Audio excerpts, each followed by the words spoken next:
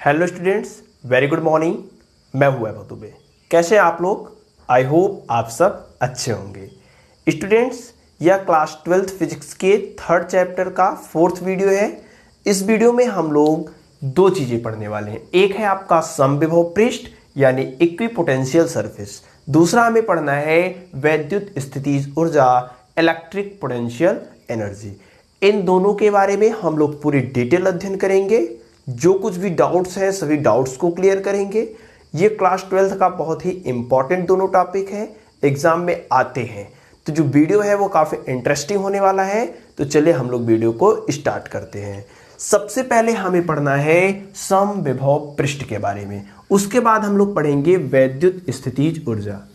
इस वीडियो के साथ आपका जो थर्ड चैप्टर है वैद्युत विभव वह समाप्त हो जाएगा। ठीक है, तो अगर आपने इस चैप्टर के 3 अन्य वीडियो नहीं देखे हैं तो उसका लिंक आपको डिस्क्रिप्शन में मिलेगा, वीडियो देख लीजिएगा।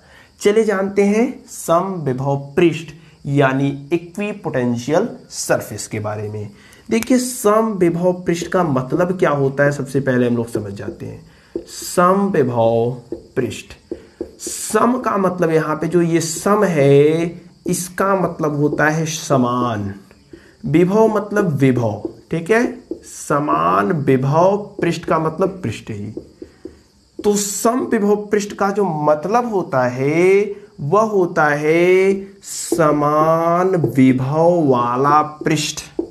ठीक है, समविभव पृष्ठ का मतलब क्या होता है? समान विभव वाला पृष्ठ। ठीक है, तो इसका जो शाब्दिक अर्थ होगा जनरली समझने के लिए हम लोग कहेंगे, वह कहेंगे समान विभव वाला पृष्ठ। यानी कि एक ऐसा पृष्ठ, एक ऐसा सरफेस, मान लेते हैं ये आपका कोई पृष्ठ है, गोला है।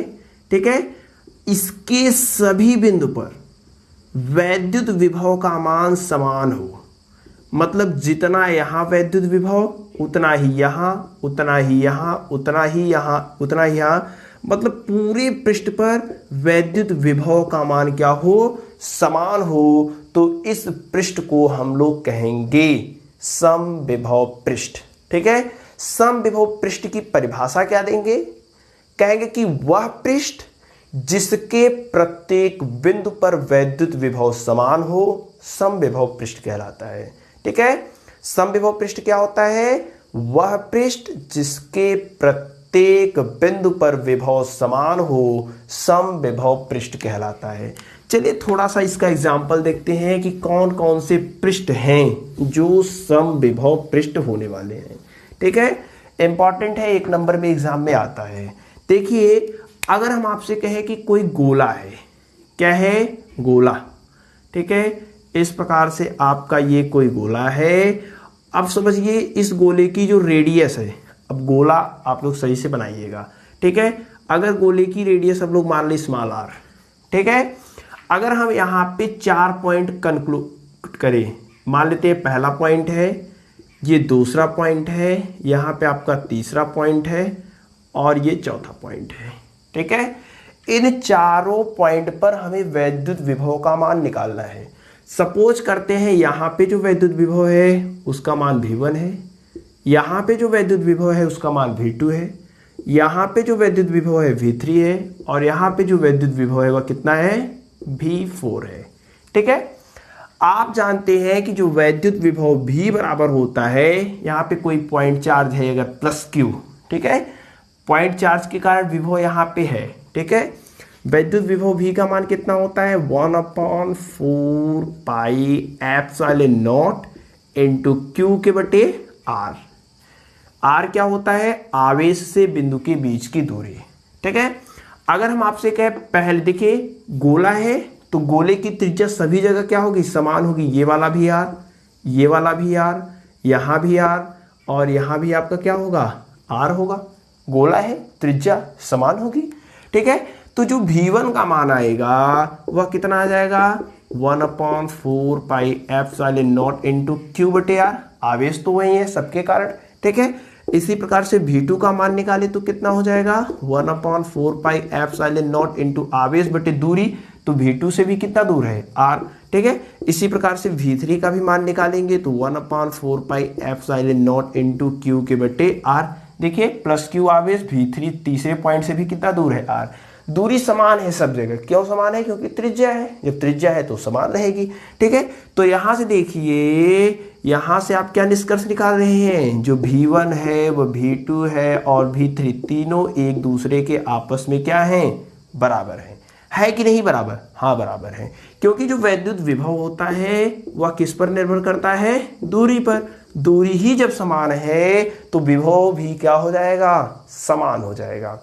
तो देखिए इसके प्रति यह जो गोला है, इस गोले के पृष्ठ के प्रत्येक बिंदु पर जो विभव का मान है वह समान है। जब समान है तो ये कैसा पृष्ठ हो जाएगा, समविभव पृष्ठ हो जाएगा। ठीक है, तो जो गोला है वह आपका क्या हो जाएगा, समविभव पृष्ठ हो जाएगा। चलिए एक और उदाहरण हम लोग समझते हैं। सपोज करते हैं कोई आपका बेलन है, क्या है, बेलन। कुछ इस प्रकार से हम लोग बेलन बना ले रहे हैं। ठीक है, अब ये सपोज कीजिए यहाँ पे प्लस क्यू आवेश एक समान रूप से वितरित है। प्लस क्यू आवेश क्या एक समान रूप से ऐसे वितरित है।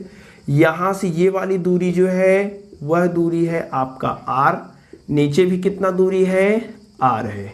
ठीक है, अगर यहाँ पे हम 3 पॉइंट कंक्लूड करें, यहाँ और सपोज करें यहाँ 3 पॉइंट बहुत है, 1 2 और 3।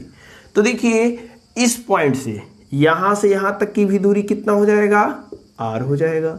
ये वाली भी दूरी कितना हो जाएगा, R हो जाएगा। ये वाली भी दूरी कितनी हो जाएगी, R हो जाएगी। तो जो भी आवेश से सभी बिंदुओं के बीच की दूरी क्या है, समान है। तो यहाँ पे जो V1 का जो मान होगा बिंदु A पर विभव, वह बराबर हो जाएगा बिंदु 2 पर विभव, बराबर हो जाएगा बिंदु 3 पर विभव। ठीक है, तो जो सिलेंडर होता है उसका जो एक कर्व वाला सरफेस होता है वह भी कैसा होता है, समविभव पृष्ठ होता है। क्यों समविभव पृष्ठ होता है, क्योंकि उसके सभी बिंदुओं पर विभव का मान समान होता है। जब विभव का मान समान हो गया सभी बिंदुओं पर, तब वह कैसा पृष्ठ, समविभव पृष्ठ। ठीक है, तो आपसे कोई पूछे कि क्यों समान है, तो कहेंगे कि दूरी सभी जगह समान है। जब सभी जगह दूरी समान है तो क्या हो जाएगा, समविभव पृष्ठ हो जाएगा। थोड़ा सा इसमें और देखते हैं हम लोग। देखिए अगर कोई आवेश है, ठीक है, इस आवेश को केंद्र मान लीजिए। सपोज कीजिए कोई प्लस क्यू आवेश है, इस आवेश को केंद्र मान करके आप भिन्न भिन्न गोला खींचिए। ठीक है, गोला ऐसे आप खींचिए तो जितने भी गोले खींचे जाएंगे, जैसा ये वाला गोला हो गया, ये वाला गोला, ये वाला गोला, तो ये सब जो मिलेगा ये सभी कैसे होंगे, समविभव पृष्ठ होंगे। ठीक है, समविभव पृष्ठ, यानी यहाँ इसके सभी बिंदु पर वैद्युत विभव का मान क्या होगा, बराबर होगा। यहाँ जितना वहां उतना, सभी जगह विभव मान समान। अब ऐसा नहीं कि जितना यहाँ वैद्युत विभव उतना यहाँ भी हो जाएगा। ये देखिए दूसरा सरफेस है, ये दूसरा सरफेस है, यहाँ दूरी कम है तो वैद्युत विभव का मान ज्यादा, यहाँ दूरी ज्यादा तो वैद्युत विभव का मान कम हो जाएगा। ठीक है, तो दूरी आपका यहाँ पे देखिए वैद्युत विभव का मान सबसे ज्यादा होगा, लेकिन ये भी कैसा पृष्ठ है, समविभव पृष्ठ होगा। इसके प्रत्येक बिंदु पर यहाँ पे वैद्युत विभव का मान क्या है, समान है। ठीक है, तो जो वैद्युत विभव होता है समविभव पृष्ठ में, वह प्रत्येक बिंदु पर क्या होता है, समान होता है। ठीक है, आप लोग नोट कर लीजिए जो 2 फिगर बनाए गए थे, एक आपका गोले का, दूसरा बेलन का, उसको बना लीजिएगा। परिभाषा में लिख दीजिएगा डेफिनेशन में कि वह पृष्ठ जिसके प्रत्येक बिंदु पर विभव का मान समान होता है समविभव पृष्ठ कहलाता है। 1-2 नोट पॉइंट इसमें हम लोग देखते हैं। नोट पॉइंट देखेंगे। देखिए एक हम लोग बना लेते हैं गोला। ठीक है, यह गोला है समविभव पृष्ठ, सपोज करते हैं इसकी त्रिज्या है R। तो इस गोले पे सपोज करते हैं यहाँ V1 है, यहाँ पे क्या है, V2 है। तो जो गोला है, गोले का जो वैद्युत विभवांतर होगा, विभवांतर वह कितना होगा, 0 होगा। ठीक है, मतलब कहने का कि समविभव पृष्ठ पे विभवांतर शून्य होता है। क्यों शून्य होता है, यहाँ भी वैद्युत विभव का मान जितना होगा उतना ही वैद्युत विभव का मान यहाँ भी होगा। सपोज कर लेते हैं यहाँ वैद्युत विभव का मान 5 वोल्ट है, यहाँ भी कितना, अगर समविभव पृष्ठ रहेगा तो यहाँ भी कितना रहेगा, 5 ही रहेगा। बराबर रहना चाहिए, जितना यहाँ उतना ही यहाँ। तो इनका विभवांतर निकालेंगे तो V1 माइनस V2 यानी 5 में से 5 को घटा देंगे तो मान कितना आएगा 0। तो सम विभव पृष्ठ पर वैद्युत विभवांतर 0 होता है। ठीक है, अब दूसरा पॉइंट नोट कर लेते हैं, लिख लीजिएगा आप लोग। दूसरा पॉइंट देखते हैं।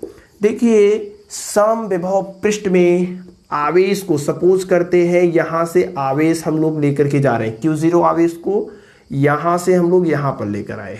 ठीक है, ये आपका B है, ये आपका A B। ठीक है, Q0 को हम लोग यहां से यहां तक ले जा रहे हैं तो कुछ कार्य करना पड़ेगा W। ठीक है, तो अगर सम विभव पृष्ठ है तो सम विभव पृष्ठ में आवेश को एक बिंदु से दूसरे बिंदु तक ले जाने में जो कार्य करना पड़ेगा उसका मान 0 होता है। ठीक है, सम विभव पृष्ठ में आवेश को एक बिंदु से दूसरे बिंदु तक ले जाने में कृत कार्य 0 होता है। क्यों 0 होता है, चलिए देखते हैं। देखिए हमने क्या किया, Q0 आवेश को यहां से यहां तक ले गए। विभवांतर कैसे निकलेगा, इसमें से ये वाला घटाएंगे, लास्ट में से इनिशियल वाला घटा देते हैं तो VA माइनस VB, और ये बराबर किसके होता है W अपॉन Q0। अगर सम विभव पृष्ठ है, सम विभव पृष्ठ के लिए VA बराबर VB हो जाएगा, होगा कि नहीं। सम विभव पृष्ठ ऐसा पृष्ठ होता है जिसके प्रत्येक बिंदु पर विभव का मान समान होता है, तो VA VB आपस में बराबर। जब बराबर हो जाएंगे तो VA माइनस VB, VB की जगह भी VA लिख देते हैं, W अपॉन Q0। ठीक है, तो यहां से ये आपका घट जाएगा तो 0 हो जाएगा, 0 बराबर W अपॉन Q0। ये Q0 इधर गुणा में है, इधर आएगा तो क्या हो जाएगा, इधर भाग में, इधर आएगा गुणा में, तो 0 का गुणा Q0 में होगा तो 0 हो जाएगा, यानी जो W आएगा वह 0 आ जाएगा। ठीक है, तो इसका मतलब यहाँ पे जो कार्य हुआ है वह कितना हुआ है, 0 हुआ है। तो वही हम कह रहे हैं कि सम विभव पृष्ठ में आवेश को एक बिंदु से दूसरे बिंदु तक ले जाने में जो कार्य करना पड़ता है वह 0 होता है। ठीक है, आई होप आपको जो सम विभव पृष्ठ बताया गया है ये समझ में आया होगा। ठीक है, इक्वी पोटेंशियल सरफेस इजी था। इक्वी पोटेंशियल सरफेस, सम विभव पृष्ठ का मतलब समान विभव वाला पृष्ठ। ठीक है, अब देखिए अब हमें पढ़ना है इसका सबसे इंपॉर्टेंट टॉपिक, वैद्युत स्थितिज ऊर्जा। ठीक है, काफी इंपॉर्टेंट है, एग्जाम में तो आएगा, तो आप लोग इसे अच्छे से पढ़िए। वैद्युत स्थितिज ऊर्जा, ठीक है, electric potential energy, electric potential energy. देखिए इलेक्ट्रिक पोटेंशियल एनर्जी के बारे में जानने से पहले हम आपको थोड़ा सा समझाते हैं, कुछ जानते हैं।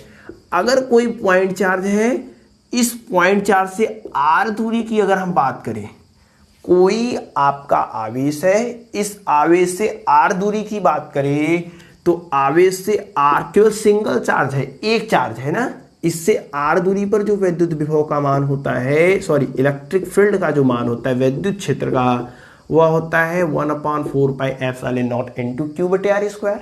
ये आपने पढ़ लिया है। इससे r दूरी पर जो वैद्युत विभव का मान होता है वह होता है 1/4 pi epsilon not into Q के बटे R, यही होता है। देखिए U का यानी स्थितिज ऊर्जा, विद्युत स्थितिज ऊर्जा का जो मान होगा वह 0 होगा। समझ पा रहे हैं हम क्या कहना चाहते हैं? अगर कोई पॉइंट चार्ज है तो उस पॉइंट चार्ज के कारण कुछ दूरी पर वैद्युत क्षेत्र का मान हो सकता है, वैद्युत विभव का मान हो सकता है, लेकिन वैद्युत स्थितिज ऊर्जा का मान नहीं हो सकता है। कहने का तात्पर्य यह है कि किसी एक आवेश के कारण वैद्युत स्थितिज ऊर्जा का मान 0 होता है।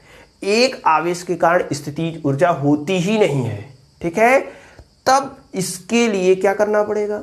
तो वैद्युत स्थितिज ऊर्जा के लिए कम से कम आपके पास 2 आवेश होने चाहिए, ठीक है। 2 से ज्यादा हो जाएंगे चलेगा, लेकिन कम से कम 2 आवेश। एक आवेश के कारण जो वैद्युत स्थितिज ऊर्जा होती है वो कितना होती है? 0 होती है। चलिए अब जानते हैं कि वैद्युत स्थितिज ऊर्जा होती क्या है, कहते किसे हैं, ठीक है। चलिए देखते हैं। देखिए सपोज कीजिए दो चार्ज हैं, दो आवेश हैं Q1 और Q2, ठीक है। ये दोनों आवेश अनंत पर रखे हुए हैं, इन्फिनिटी पर रखे हुए हैं, ठीक है। हम क्या करें हैं, दो आवेश क्यों लिया, आप दो से ज्यादा भी ले सकते हैं, लेकिन दो आवेश कम से कम होने चाहिए। एक आवेश के कारण स्थितिज ऊर्जा 0, इसलिए दो आवेश लिए, दो से ज्यादा हो सकते हैं। ये दोनों आवेश Q1 और Q2 कहां पे रखे हुए हैं, इन्फिनिटी पर रखे हुए हैं। हमने क्या किया, इस Q1 आवेश को पकड़ करके धीरे से यहां पे एक बिंदु A था, यहां पर लेकर आए, ठीक है। अनंत से हमने Q1 आवेश को बिंदु A पर लेकर आया। सपोज करते हैं यहां पे Q1 आवेश को रख दिया, ठीक है, Q1 आवेश को रख दिया। अच्छा, यहां से यहां तक लेकर आएंगे तो कुछ कार्य करना पड़ेगा। मान लेते हैं जो कार्य करना पड़ रहा है वह है W1, ठीक है। जो Q1 आवेश था, इस Q1 आवेश को अनंत से बिंदु A तक लाने में जो कार्य करना पड़ा वह कितना करना पड़ा, W1। फिर हमने क्या किया कि Q2 आवेश को पकड़ने के बाद इसे बिंदु B पर लेकर आया, ठीक है। इसे हमने क्या किया, बिंदु B पर लेकर आया, और इन दोनों आवेशों के बीच की जो दूरी हमने रखा वह R रखा, कुछ भी ले सकते हैं आप, ठीक है। देखिए ये जो प्रक्रिया है, सपोज कर लेते हैं Q2 आवेश को बिंदु B तक लाने में जो कार्य करना पड़ा वह कितना है, W2 है। Q1 आवेश को बिंदु A तक लाए तो कार्य कितना करना पड़ा, W1। Q2 आवेश को B तक लाए, कार्य कितना करना पड़ा, W2। तो कुल कितना कार्य करना पड़ा, सपोज करते हैं कुल कार्य कितना हो जाएगा, W बराबर W1 प्लस W2। कुल कार्य कितना करना पड़ेगा, W1 प्लस W, दोनों कार्य को आपस में जोड़ देंगे तो कुल कार्य निकल जाएगा। तो इन दोनों आवेशों को अनंत से एक दूसरे के नजदीक लाने में जो कुल कार्य किया गया है, इस कार्य को कहा जाता है वैद्युत स्थितिज ऊर्जा, ठीक है। वैद्युत स्थितिज ऊर्जा किसे कहेंगे, कहेंगे कि यदि दो आवेश अनंत पर हो, यदि दो आवेश अनंत पर हो तो उन दोनों आवेशों को एक दूसरे के समीप लाने में कृत कार्य उसकी वैद्युत स्थितिज ऊर्जा कहलाती है, ठीक है। यानी इनको एक दूसरे के समीप लाने में जितना कार्य किया गया वही क्या होगी, स्थितिज ऊर्जा होगी। स्थितिज ऊर्जा को U से प्रदर्शित करते हैं, यानी U बराबर कितना हो जाएगा, W1 प्लस W2। अब हमारे सामने चुनौती है कि हम U का मान निकालना चाहते हैं, यानी कि वैद्युत स्थितिज ऊर्जा कितनी होती है ये मान निकालना चाहते हैं। तो हमें क्या निकालना पड़ेगा, W1 W2। इन दोनों का अगर हमें मान पता हो तो हम इन दोनों को आपस में क्या करेंगे, जोड़ देंगे तो हमें कुल कार्य आ जाएगा, और कार्य ही क्या है, वैद्युत स्थितिज ऊर्जा है। तो चलिए हम W1 और W2 का मान निकालने का प्रयास करते हैं। अच्छा, W1 क्या है, W1 Q1 आवेश को अनंत से बिंदु A तक लाने में कृत कार्य है, ठीक है। Q1 आवेश को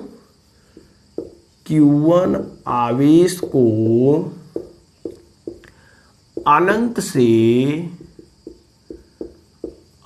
से बिंदु A तक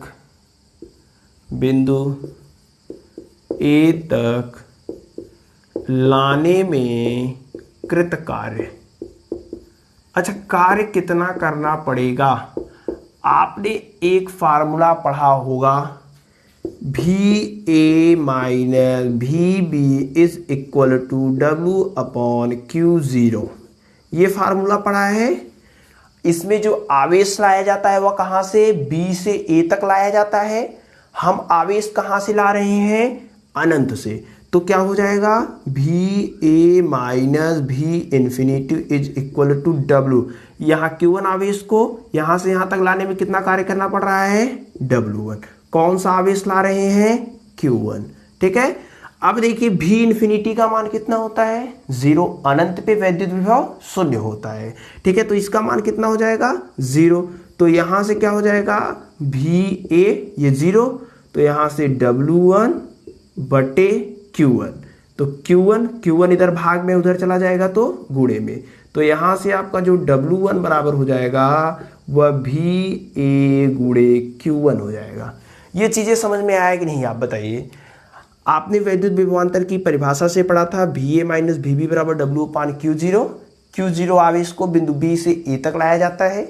हम पहली कंडीशन में क्या कर रहे हैं, Q1 आवेश को अनंत से बिंदु A तक ला रहे हैं, तो अनंत से बिंदु A तक ला रहे हैं किस आवेश को, Q1 आवेश को। यहाँ से यहाँ तक लाने में जो कार्य करना पड़ रहा है वो कौन सा कार्य है, W1 है।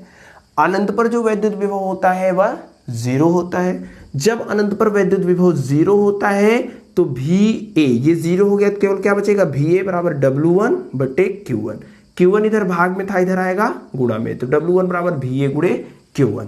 ठीक है, तो जो कार्य करना पड़ रहा है डायरेक्ट यहाँ से हम लोग लिख रहे हैं, आप समझ जाइएगा या फिर बगल में नोट भी कर लीजिएगा बाद में समझने के लिए। ठीक है, तो जो W1 बराबर होगा वह हो जाएगा कितना, VA गुणे Q1, VA गुणे Q1। ठीक है, अब देखिए थोड़ा सा यहाँ पे शुरुआती कंडीशन में जब हमने इस आवेश को यहाँ पे लेकर आया, Q1 आवेश को यहाँ पर बिंदु A पर लेकर आया, तो यहाँ पे कोई आवेश था इसके पहले यहाँ पे कोई आवेश था नहीं था। जब कोई आवेश नहीं था तो बिंदु A पर जो विभव होगा वह कितना होगा, 0 होगा। आप बताइए, जो विभव होता है किसी आवेश के कारण होता है, अभी हम लेकर नहीं आए थे। ठीक है, अब यहाँ पे इसके पहले, इसको लाने के पहले कोई आवेश नहीं था। जब कोई आवेश नहीं था तो यहाँ पे जो विभव होगा वह कितना हो जाएगा, 0 हो जाएगा। जब विभव यानी बिंदु A का जो विभव होगा शुरुआती कंडीशन में वह कितना हो जाएगा, 0 हो जाएगा। तो चलिए वैद्युत विभव बिंदु A का वह कितना हो जाएगा, 0। VA का मान 0 क्यों होगा, VA का मान 0 क्यों होगा, क्योंकि प्रारंभिक अवस्था में यहाँ कोई आवेश नहीं था। जब कोई आवेश नहीं होगा तो कोई विभव भी नहीं होगा, अतः जो मान होगा वह 0 क्या हो जाएगा, गुणा हो जाएगा। तो यहाँ से जो W1 बराबर हो जाएगा वह कितना हो जाएगा, 0 हो जाएगा। ठीक, अब देखिए तो पहला कंडीशन था जिसमें हमने Q1 आवेश को बिंदु A तक लाया। अब दूसरे कंडीशन में क्या कर रहे थे, Q2 आवेश को बिंदु B तक ले आ रहे थे, तो वही लिख रहे हैं हम लोग, Q2 आवेश को अनंत से बिंदु B तक लाने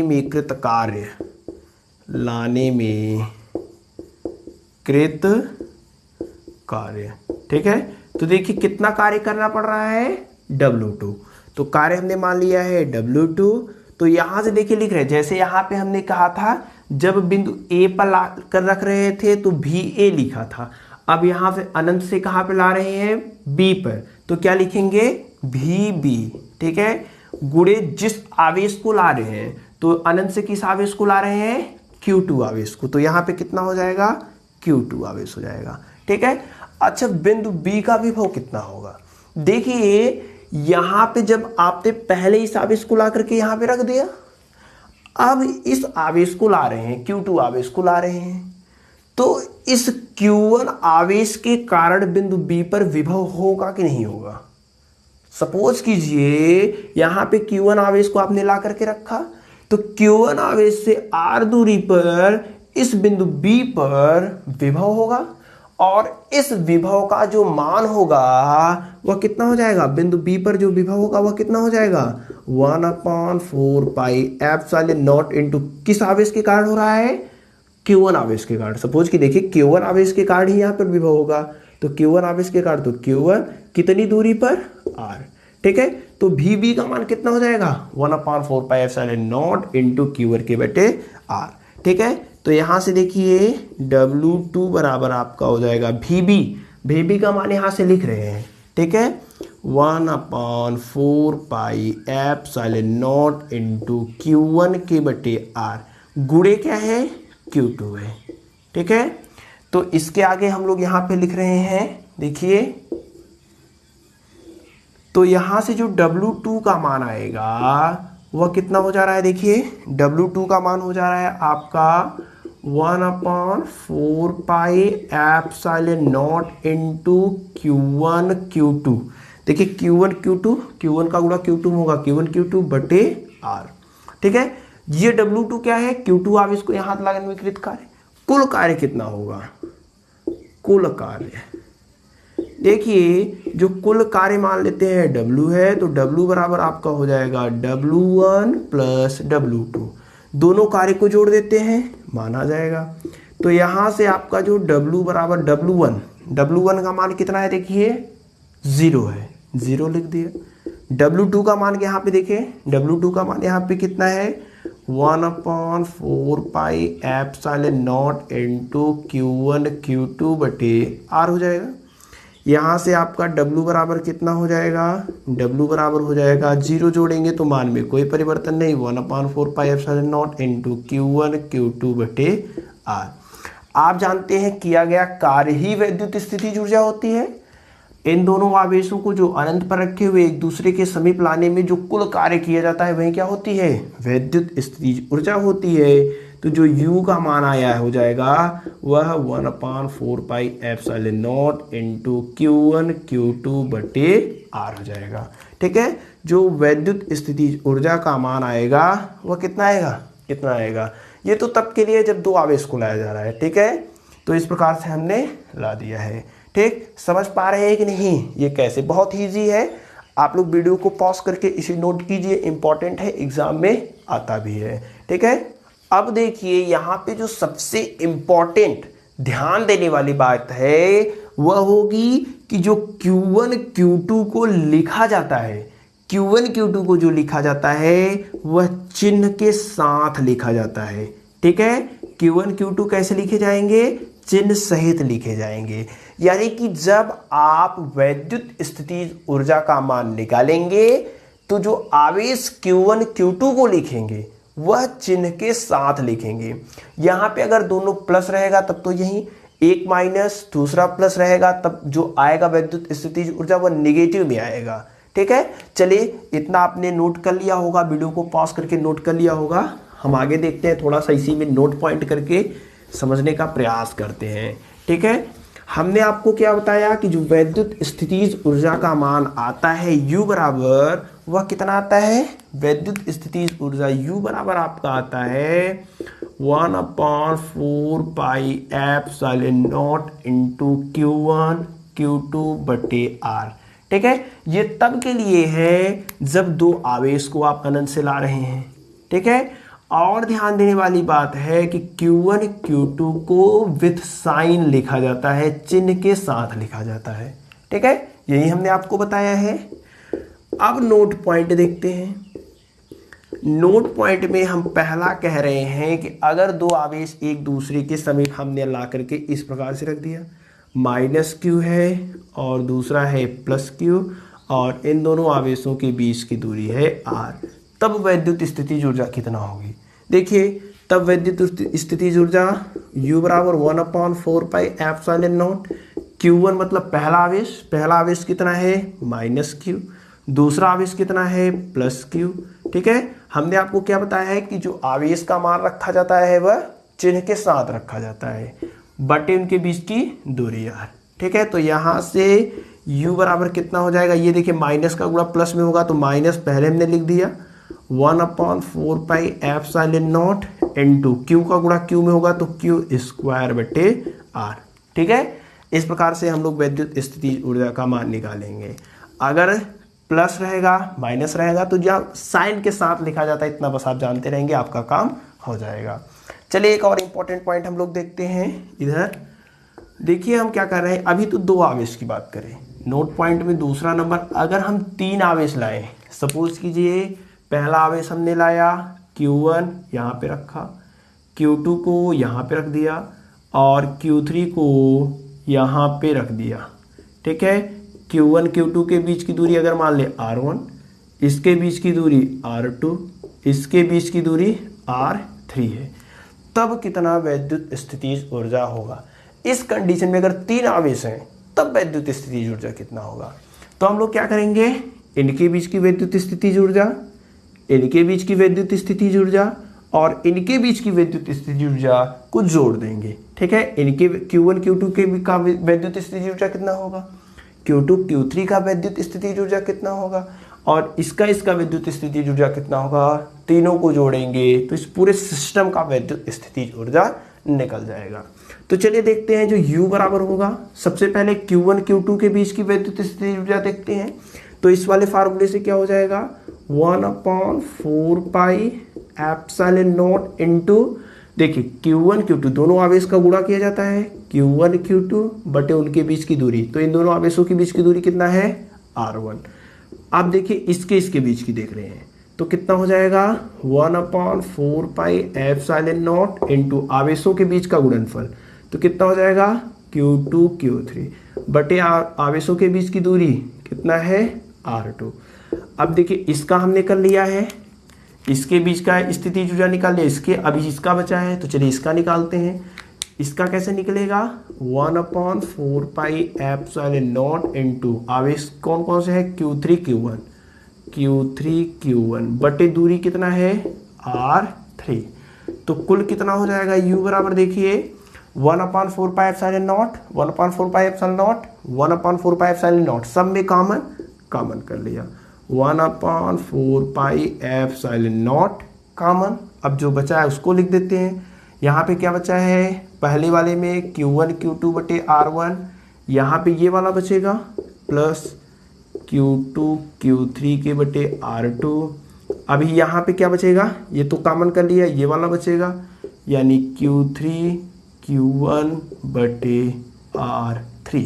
ठीक है, तो ये इस स्थिति में जो विद्युत स्थितिज ऊर्जा होगी वह हम लोग इस प्रकार से निकालेंगे। ठीक है, तो ये कुछ नोट पॉइंट है, इसे भी आप लोग वीडियो को पॉज कीजिए, वीडियो को पॉज करके नोट कर लीजिए।